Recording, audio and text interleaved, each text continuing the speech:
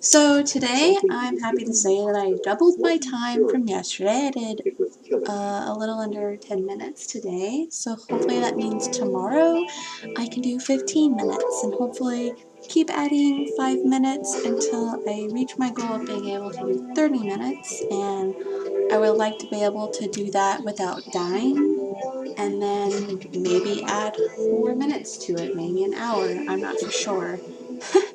But thank you guys for watching, and I'll see you guys tomorrow. 32-year-old Bobby Curley was a young man with a ready smile, many good friends, and a loving family.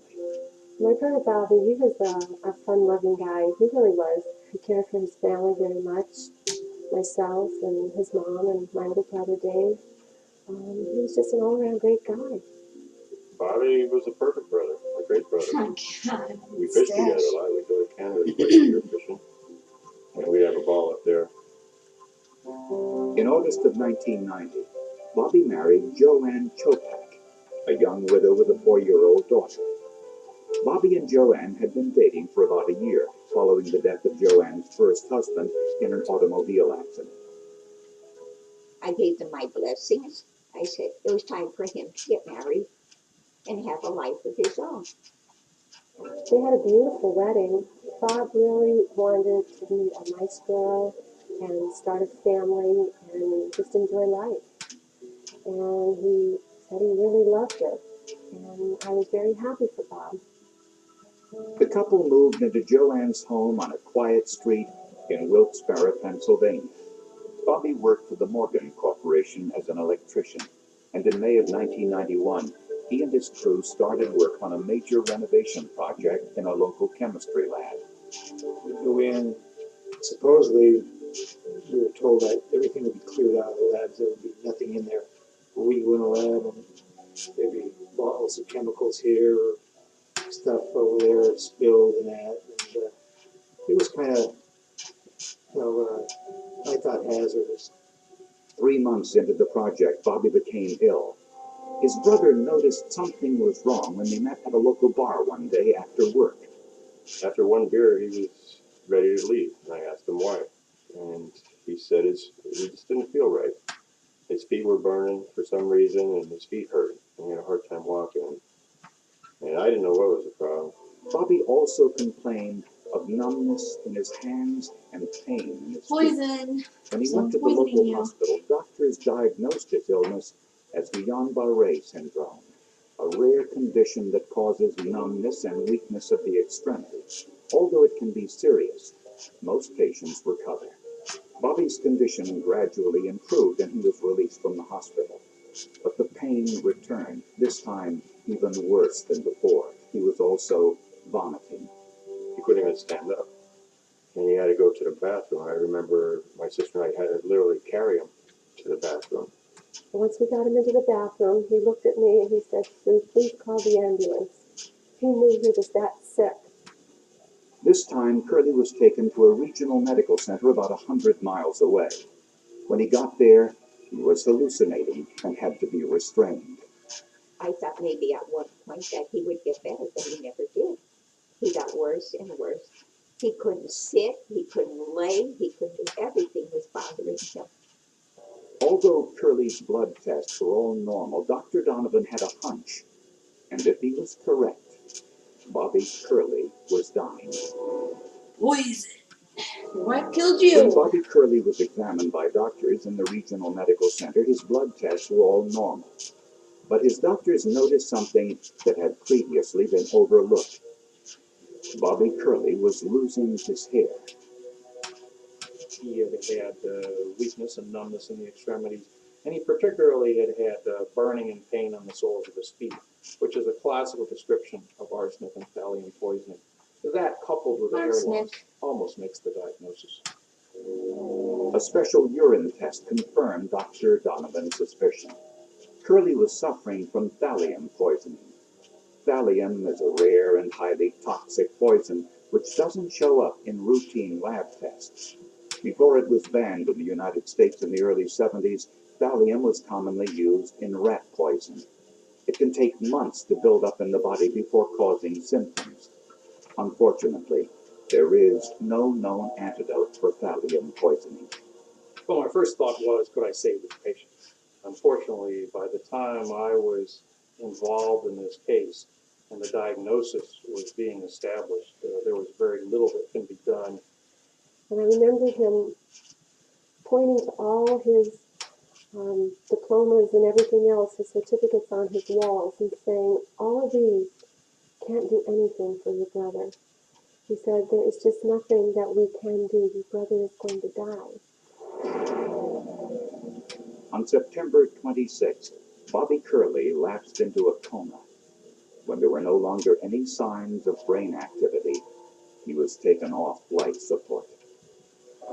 We said our goodbyes to Bobby, and we went, and I couldn't see Bobby going. I couldn't. Oh, it wasn't easy. I talked to him. Who knows? Maybe he did hear. We don't know. But it wasn't good. It wasn't fun. The autopsy confirmed that Curley died of complications caused by thallium poisoning, most likely one large dose.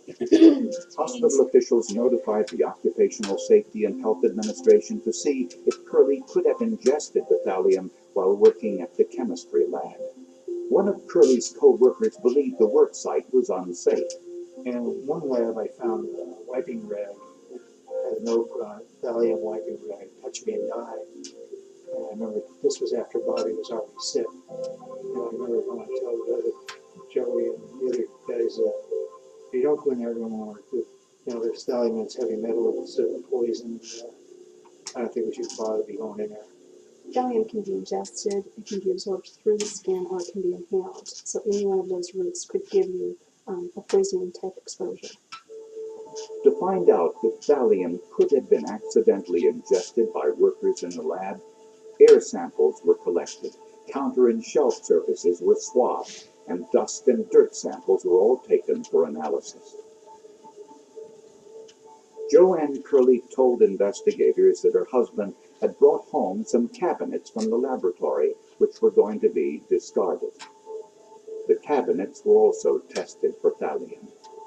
The results of all of these tests were negative, and none of the other electricians who worked with Bobby Curley at the chemistry lab had thallium in their systems. Joanne Curley requested a thallium test for herself. Both Joanne and her 4-year-old daughter Angela tested positive for thallium. It was not enough to either cause symptoms or even to need treatment. But it did indicate that there had been abnormal exposure to thallium for both of them. Investigators found traces of thallium in Curley's home. They found it in 2 thermoses Bobby took with him to work every day. Thermoses that usually held iced tea.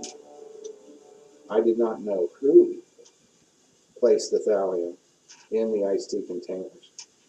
I could not confirm that, but I think that somebody certainly did, and that caused his death, and homicide is one person causing the death of another.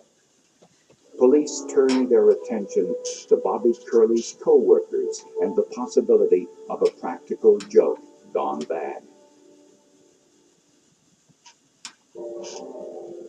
When traces of thallium were found in a thermos Bobby Curley took to work, police questioned his co-workers.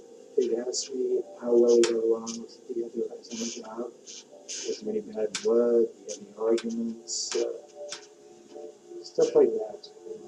Bobby Curley was only 32 years old when he was named foreman of the electrical job at the chemistry lab. His promotion bypassed several older, more experienced electricians. Was jealousy a possible motive? Investigators also discovered that Curley was sometimes the victim of practical jokes. Co-workers would sometimes lace his food with seasonings as a joke. Curley was just one of several people that had jokes played on him, but it would be like hot pepper and chewing tobacco, or things of that nature. And it was theorized that possibly somebody put the thallium in his iced tea, mistaking it for Valium, just to see what it would do to him. When investigators looked closer at the thermoses in Curley's home, They found thallium in the threads of a pint-sized thermos that Bobby never took to work. Joanne Curley offered an explanation. Man, She recalled that once after her husband came home from work, she poured some leftover iced tea from his work thermos really into the start smaller building my pint-sized one, endurance up so it wouldn't go to waste. so I can go longer. My goal is 30 minutes without stopping, eventually. I ain't gonna do that today. Joanne said that she and her daughter may have consumed some of that iced tea later, which would explain how they had thallium in their systems. Oh, I'm Bobby fat Curley's and family lazy and grew sad. increasingly suspicious of Joanne.